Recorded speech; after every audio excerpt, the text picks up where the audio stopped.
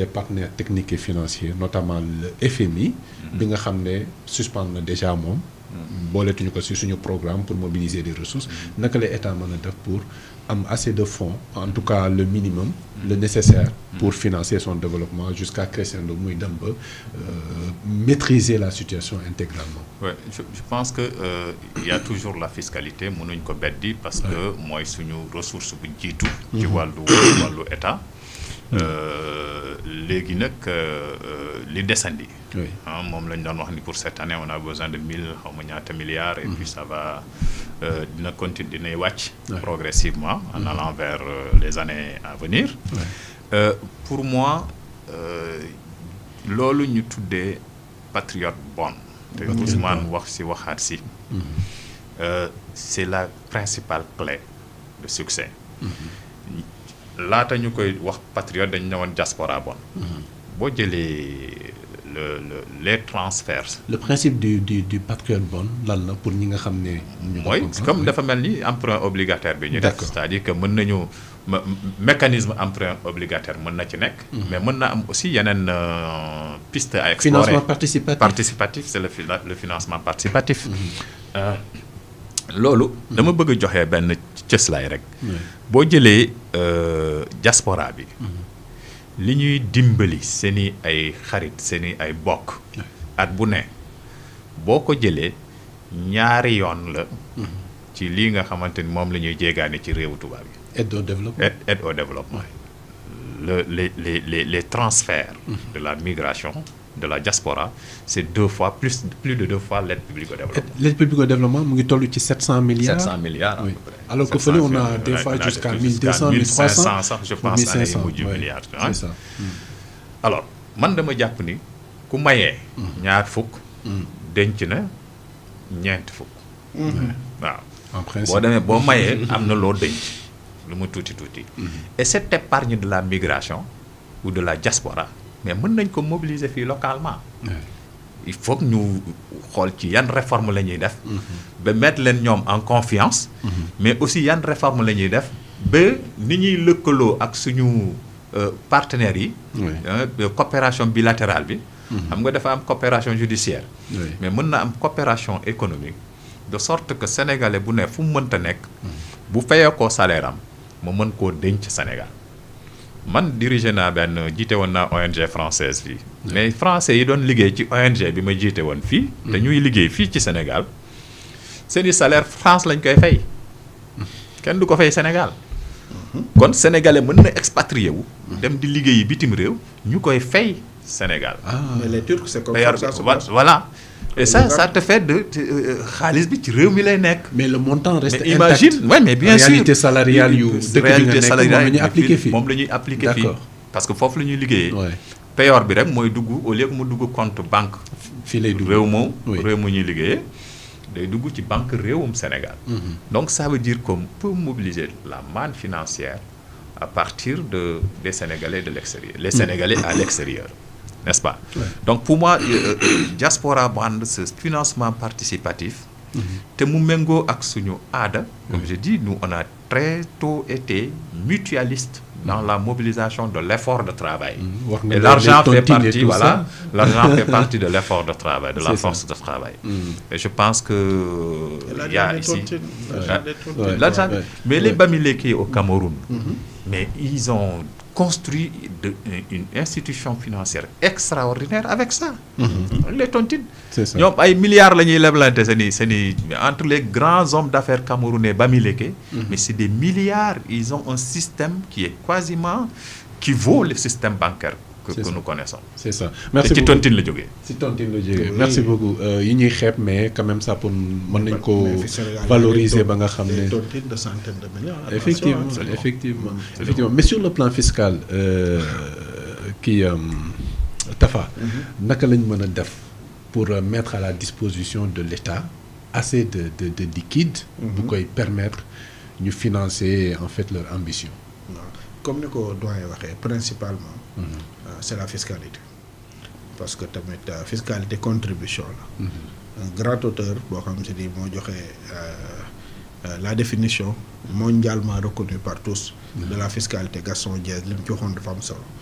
mu ne prélèvement la boo xam ni si ni destination moom mooy participer wala dem contribuer ci dépenses yi nga xam si ni tey moom mooy financer suñu ay besoins existentiels. ci wàllu sécurité ci wàllu santé ci wàllu éducation ci wàllu infrastructure yaakaar naa ni maag doyen bi ñu jógee suñu oto ba jógee suñu kër ba ñëw fii jaar nañu ci ab tali te tali boobu xaalis moo ko defar tali boobu ñun biñ ci jaar fay ñu dara c'était gratuit amoon nay gendarme ñu romb ñuy assurer mais circulation bi am na ay maîtres yu ñu jàngal te mu suñu leen fay am na ay professeurs yoo xam si à partir de maintenant mais non ñun fay ñu leen loolu nag c'est l'état moo leen fay te l'état nag li tax mu mën koo fay mooy y avait de la fiscalité moo nekkoon mamelle principale te ba léegi bokk na ci mamelle principale bi emprunt obligataire boobu nga wax y a de la fiscalité derrière parce que épargne boobu noonu biñ koy def ñoom dans le code général des impôts il y a une possibilité nga bénéficier wu des exonérations sur les intérêts bi ngay jot ci créance ou obligation boobu bii en l'occurrence loo ci gagné comme intérêt quel que soit délai de maturité bi ñu ko def donc montant yi nga ciy gagné comme bénéfice c'est exonéré d'impôt loolu c'est fabuleux loolu kan moo bëggul loolu ça veut dire que li ngay gagné xam nga on impose un revenu le revenu le chiffre d'affaires c'est le revenu des sociétés boo amee sa immeuble di ko louer rapport locatif yi nga am c'est des revenus immobiliers booy jaay ay terrain c'est des revenus fonciers donc boo amee salaire revenu salarial la donc boo nekkee dans le business di jaayee woon dans le commerce aussi tamit li ngay jaay loolu sa revenu mais il faut ñu éviter aussi di jënd loo xam dafa cher ba pare ñu koy fay en liquide il faut qu'on apprenne à payer pourtant il y a une loi au Sénégal mais justement la loi je fais allusion à ça la loi sur la réglementation bancaire elle est claire et même dans le code général des impôts sama sëriñ est-ce que xam nga ni lépp looy jënd si c'est supérieur à 100 francs bu fekkee da nga koy fay en liquide da nga war a fay droit de timbre 1% au montant bi si c'est supérieur à 100 000 francs en principe la loi sur la réglementation bancaire elle est claire toute transaction bu supérieure à 100 000 francs da nga ko war a def par chèque wala par virement c'est obligatoire hein malheureusement nit ñi ñoo ci bayul c'est obligatoire li ma lay wax ni salaire toute rémunération supérieure à 50 000 francs obligatoirement da nga ko war a def virement bancaire c'était pour la bancarisation grâce à Dieu sax ñun dem nañ ba am les banques mobile banking yooyu nga xam si ni en Europe xamuñu ko na parce que Orange Money a été expérimenté ici en Afrique donc yooyu yëpp ay système la yoo xam si ni dañ ko def c'est-à-dire que li ñu war a def moom mooy ñu insister ci rigueur ñu appliquer ko mooy avec l'élargissement surtout de l'assiette fiscale parce que tamit doyen il y a beaucoup de manipulation parfois quand j'entends certains politiciens parler j'ai comme l'impression que il y a eu une modification du code général des impôts le code là c'est le même code qui existait sous Macky Sall amul benn disposition bu ci change yokkuñu dañu ñëw appliquer alors que ñi on voilà et il y a dans cette application là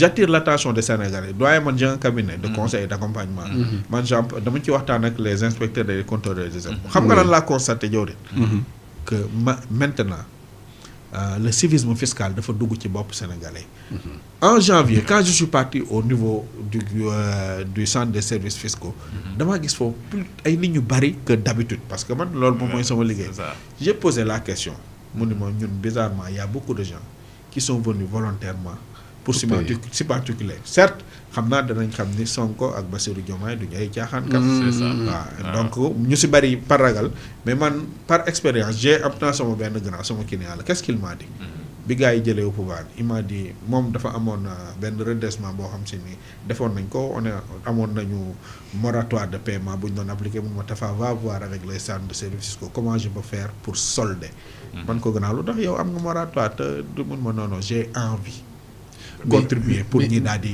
am résultat daal di ça c'est fabuleux c'est extraordinaire mais Moustapha ci bopp sénégalais il y a une déclaration boo xam ne le premier ministre def na ko quand il était opposant parce que je pense que fay impôt aussi am na loo xam ne moo koy téye mooy confiance surtout confiance bi loolu parce que nee na géré na nekk na fonction publique et cetera la mu doon géré yëpp mosul lekk fukki dërëm donc loolu bu fekkee ne nit ñi dem nañ ba démentiruñu ko andi ñu des preuves pour dire que ça ce n'est pas vrai alors il y a un peuple qui est là boo xam ne mën na am confiance ci ña koy gérer ay affaire am ba tax ñu war a mën a am volontairement l'intention de payer l'impôt. Je crois que ça a été décisif quand même aussi. L'emprunt obligataire qui a été clôturé plus tôt que prévu et avec une preuve parfaite. Parce que 150 pour 405 milliards. Mais je veux dire, comment mais dañ ko clôturer avant délai. Je ne sais pas avant délai doyen financier. Mais na la wax moom ñaata nit ñoo ko interpellé ni ko pourquoi ngeen koy tëj parce que man je voulais y participer. Pourquoi man j'ai fait une petite vidéo doyen à titre anecdotique. Parce que sama benn waay moo ne ma Moustapha man de dégg naa affaire bi yónnee ma plaquette bi quoi loo ci wax. J'ai fait ma def benn vocal mun ma est-ce que doo ko def benn vidéo 5 minutes yónnee ma. Ma def ko posté ko sur mon Facebook. Mais doyen man sama xarit yi ak sama grand frère yi nekk Italie ñi ma woo ni ma naka laa ci participer mënu c'est-à-dire que mënoo comprendre cette volonté subite des Sénégalais à vouloir contribuer pour leur développement gis nga li xew Sénégal dafa changer malheureusement y a que les gens de l'APR ñu ko constaté. Ils n'ont pas compris. Non, je suis pas financier, quand bien même j'ai beaucoup travaillé sur ces questions financières, mais pour revenir ci li ngay wax noonu ak c'est-à-dire c'est extraordinaire. C'est que suñu réew mi xam nga dafa am loo xam ni héritage la depuis le colon. L'impôt en fait partie. ñun bi ñuy jàng sociologie rurale parce que man sama formation de base agriculture la. Donc bi ñuy jàng sociologie rurale. dañu doon wax moytu leen boo leen di door a ñëw ci dëkk bi nga moytu mooyu commencer par un. Donc parce que un baykat bi day xalaat impôt. te su boobaa lu bëri day yàqu sa ci li ngeen bëgg a liggéey. Parce que cet héritage colonial qui était de l'impôt forcé. nga xamante ne du yow la ni ñu ko doon xeetu fitna la woon. Voilà dafa am lu héritage boobu dafa peser ba tey. mu am aussi njiit ñi ngi amoon dafa mel ni dañu continuer woon politique wu. waa colon bi. ba tax na dañ leen doon méngale colon bi. Et aujourd'hui il y a une rupture.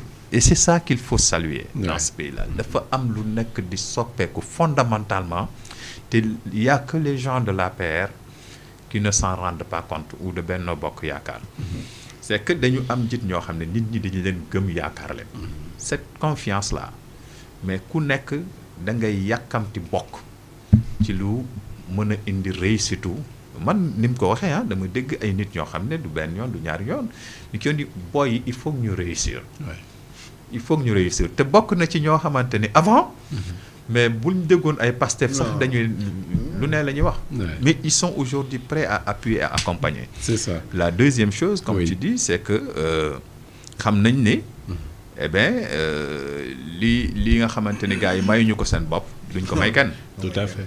Voilà duñ ko may kenn. Il va falloir que les gens s'ajustent. Et ñu engagé wu dans un nouveau Sénégal. Qui est un Sénégal bu tegu ci yoon bu respecter yelleefu nit ñi ak yelleef waaye sañ-sañu nit ñi parce que Cheikh Anta moom li ñuy wax ak yelleef moom sañ-sañ la ko doon tekkee il appelait ça sañ-sañ mooy les droits des gens et je pense qu'il faut respecter les droits mais il faut que les gens s'ajustent autour de leurs devoirs, de leurs obligations. Droit dans la responsabilité. Absolument. C'est ça. Merci d'être venu, doyen. Ça a été un plaisir. Beaucoup au plateau bi. Merci beaucoup. Nit kontaan naa lool ci invitation bi ci waxtaan bi ni mu demee de respecter Tafa ñu ngi door a daje mais vraiment respect xam-xam bi waxtaan yu mel nii dafay am solo en tout cas man bég naa ci kontaan naa ci te di yaakaar ni nag sénégalais yi ñu déglu ñu seetaan noonu lañ ko gisee. Ils ont apprécié. Voilà li fi xaw a jubadi nag loolu suñu yu ñuy war a defaraat la ci ñun. dañu war a defaraat c'est ça nag aussi ñu sante ko borom bi. Vraiment di kontaan ci invitation. Jërëjëf merci beaucoup Sonko Niambi Tafa merci d'être venu. Merci beaucoup man tamit maa lay remercier vraiment. Déjà 150 kilomètres laa jógee j'étais à Kébémer maa ngi leen di nuyu. Voilà j'étais allé former je crois que la JPS départementale. D'accord pour l'entrepreneuriat. Donc def naa ko maa ngi ko def ak coordination bu Louga ñu ngi koy def ak Kébémer j'habite là-bas. Voilà ma dem mon frère on était ensemble. Voilà ma dem moo tax bi nga waxee Sonko j'ai président commission xam naa j'ai bien compris parce que xam naa ni maa ngi ci suñu kilifa lañ nekk. donc Mademba c'est mon frère déjà c'est lui qui m'a amené à Louga. machallah donc comme ni ñu wax rek très entrepreneur te xoolal parti Pastef lu muy def. man Pastef rek laa gis. mu fonk xam-xam di ko valoriser au moment où yenn jeunesse su yeneen parti buñ dajaloo rek c'est pour seddoo ay t-shirt xaalis. wala ay opportunité. Pastef actuellement sur toute l'étendue du territoire sénégalais. ñu ngi dajaloo. di former wu di préparer ay vacances agricoles patriotiques. loolu moo tax Pastef à des années lumière ci seen kanam.